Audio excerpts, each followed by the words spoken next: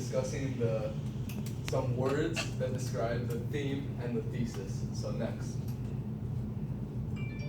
So thesis, chapter 7. I got a image right there. So self-sacrifice. This doctor had children, okay? And during this genocide, he decided to sacrifice that and to help other patients. Now, good deeds, he obviously served good deeds. Leadership. Leadership doesn't necessarily have to be politically. It could be through a profession.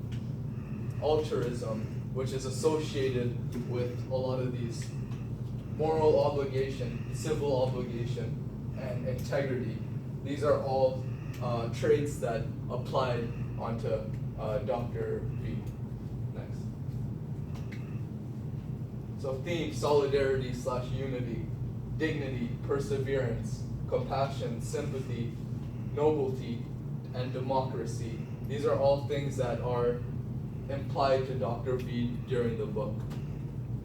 But my primary focus in my script is going to be towards a patient by the name of Lingen. So I can turn on the lights now.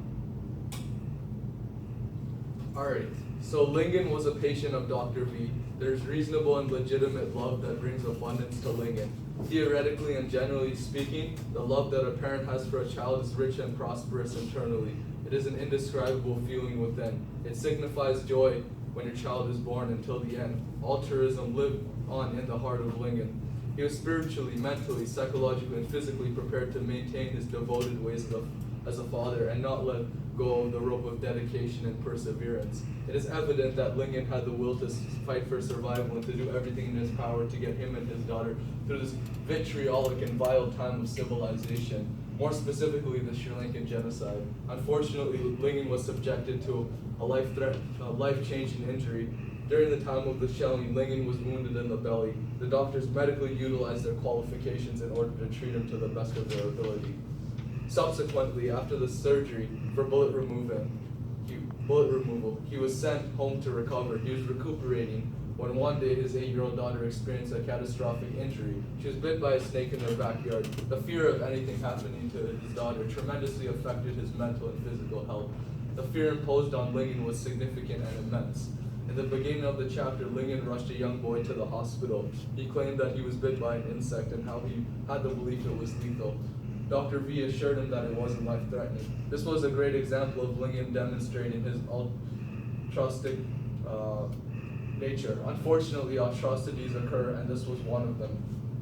There are a lot of positive similarities between Dr. V and Lingen. We can compartmentalize the characteristics and attributes of the individuals. However, their mentality, attitude, demeanor, characteristics, and personality are mutually inclusive.